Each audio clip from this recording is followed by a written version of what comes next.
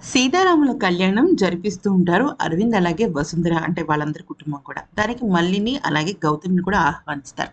అయితే ఈ క్రమంలో గుడిలోని అందరి ముందు చూస్తుండగా అరవింద్ గౌతమ్‌కి వార్నింగ్ ఇస్తాడు.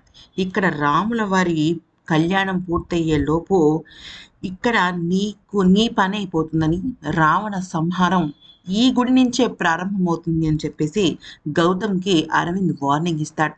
అయితే ఆ తర్వాత రాముల వారి కళ్యాణం చాలా ఘనంగా జరుగుతుంది. మళ్ళీ మాలిని, వసుంధర అందరూ కూడా చాలా చేసుకుంటూ ఉంటారు. కానీ అరవింద్ మాత్రం గౌతమ్‌ని ఎలా దెబ్బ కొట్టాలో అలా దెబ్బ కొట్టడానికి సిద్ధపడతాడు.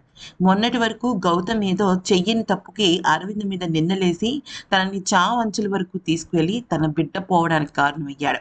అంతేకాకుండా మాలిని పాపం తన పసుపు కుంకాలు పోయలేని విధంగా ఎంతలా బాధపడుతుందో మన మాటల్లో చెప్పలేం.